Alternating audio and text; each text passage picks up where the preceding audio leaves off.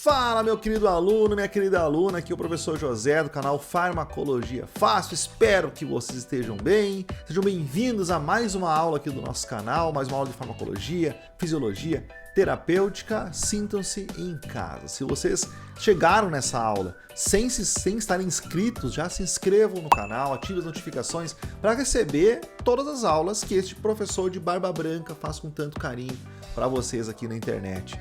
E claro, pessoal, lembrem que é através da ciência que nós adquirimos conhecimento e também ficamos preparados para o nosso dia a dia profissional.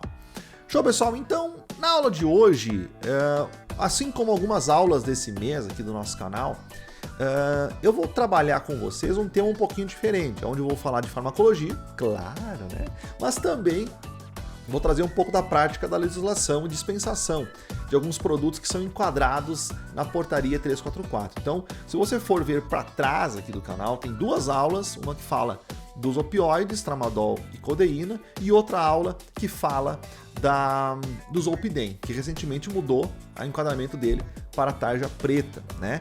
E nessa aula vamos falar de um outro tema que muitas vezes buga a cabeça de quem trabalha dispensando medicamentos controlados, que é sobre os coxibes, né? É uma classe de anti-inflamatórios, a única classe de anti-inflamatórios não esteroidais, que é a mesma classe, por exemplo, do cetoprofeno, do naproxeno, que tem várias apresentações de venda livre, sem nem receita médica necessária, né? Então, é a mesma classe deles, mas a única classe de anti-inflamatórios não esteroidais que é controlada, ou seja, precisa de receita, notificação de receita de receita de controle especial, melhor dizendo, para poder se comprar numa farmácia. Então, por que os coxibes são controlados e todos os outros anti-inflamatórios não são?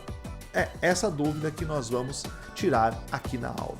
Eu sou o professor José, professor de farmacologia e fisiologia há mais de 10 anos, também professor da plataforma Farmacologia Aplicada R2A, que você encontra clicando no link aqui embaixo. Se o teu problema é aprender e aplicar a farmacologia, toda a farmacologia no seu dia a dia, a solução está aqui embaixo desse vídeo. Olha só, então clique aqui e venha para a sala de aula. Mas agora, vamos para a aula.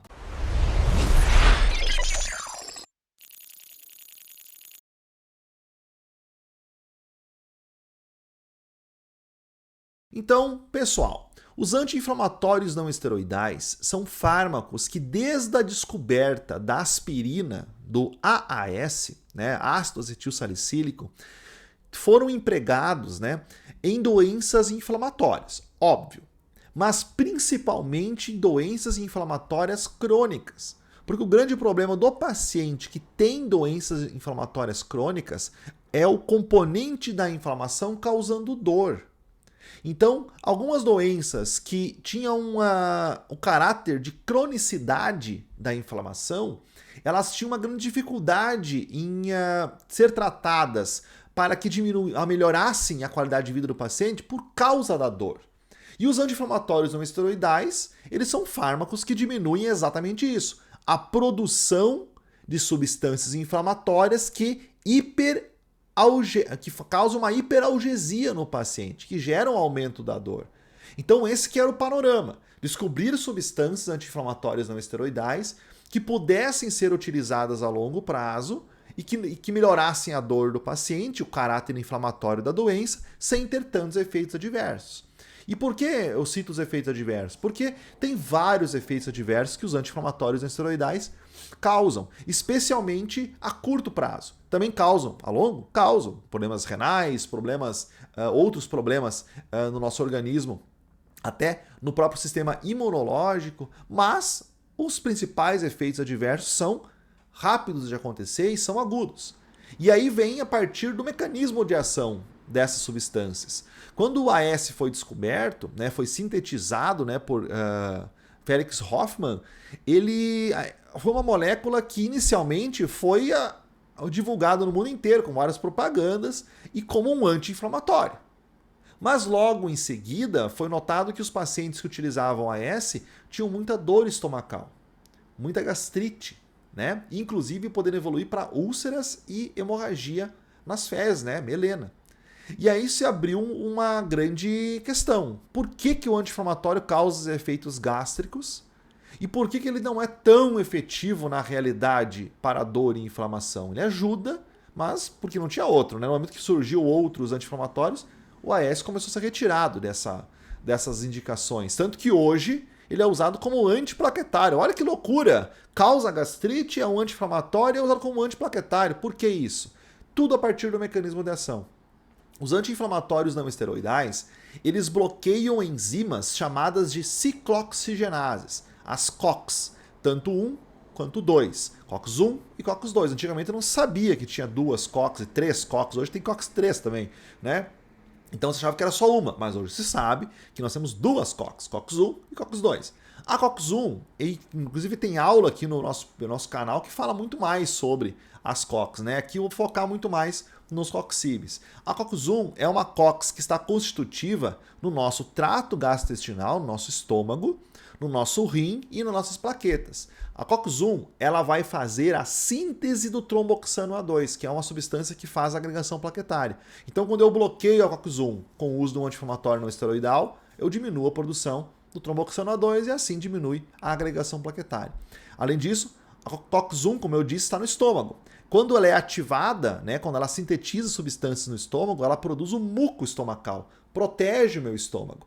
Então, quando eu bloqueio a COX-1 do estômago, eu diminuo as paredes de muco e posso causar úlcera, gastrite, daí que vem o efeito adverso do AS. E a intolerabilidade da utilização contínua de um anti-inflamatório, logo no início. A pessoa começa a tomar um anti-inflamatório não esteroidal, começa a ter essa secura no nosso estômago, essa diminuição do muco e começa a gastrite e não tolera mais a utilização. Então a gente tinha a substância e não conseguia tratar pacientes com doenças crônicas, né? E o problema renal, né, de bloquear a COX-1 no sistema renal, se dá muito mais a longo prazo, tá? Então é a visão geral da COX-1. Já a COX-2 ela é induzida a sua produção no processo inflamatório, então em grandes quantidades. Então a COX-2 produz substâncias inflamatórias. Ela produz prostaciclinas e prostaglandinas inflamatórias. Então, durante a inflamação, a principal COX é a COX-2. Ela também está constitutiva em alguns locais do corpo, também nos vasos sanguíneos, impedindo a agregação plaquetária, fazendo o contrário que a COX-1, e também no nosso sistema renal, fazendo a mesma coisa que a COX-1, vasodilatação e proteção renal. Então, o objetivo de usar um anti-inflamatório não esteroidal é bloquear a COX-2. O problema é que essa intolerabilidade da utilização vem do efeito do anti-inflamatório não esteroidal, principalmente na COX-1. Então, os laboratórios no mundo todo buscaram produzir um anti-inflamatório não esteroidal que fosse altamente seletivo para a COX-2, excluindo a COX-1 da jogada, trazendo muito mais tolerabilidade para o tratamento e podendo ser utilizado a longo prazo, né, em pacientes com doença inflamatória crônica. E aí surgiu então um medicamento chamado de Vioxx, né, produzido pela Merck, né, lançado em meados do ano 2000, né? E aí, pessoal, até antes, né? E aí nós tivemos aqui o Rofecoxib, a primeira substância dos COX-CIBs, que são anti-inflamatórios não esteroidais altamente seletivos para o bloqueio da COX-2. Show! Até aí, tudo bem. Foi lançado no mercado, né? Só que em 2003 e 2004, vários estudos começaram a apresentar resultados ruins para a utilização dos COX-CIBs com base no que era visto no dia a dia, né? Então, esse estudo, por exemplo, que eu cito para vocês, é um estudo que mostra aumento, né, a incidência cumulativa de eventos cardiovasculares, do aumento do risco cardiovascular. O risco cardiovascular ele pode ser aumentado por várias coisas, doenças, comorbidades, né, surgimento de novas patologias ou uma mudança na balança trombótica, ou seja, o corpo passa a produzir mais trombos do que antes produzia, né? E esse é o caso do COX-CIB, Rofecoxib.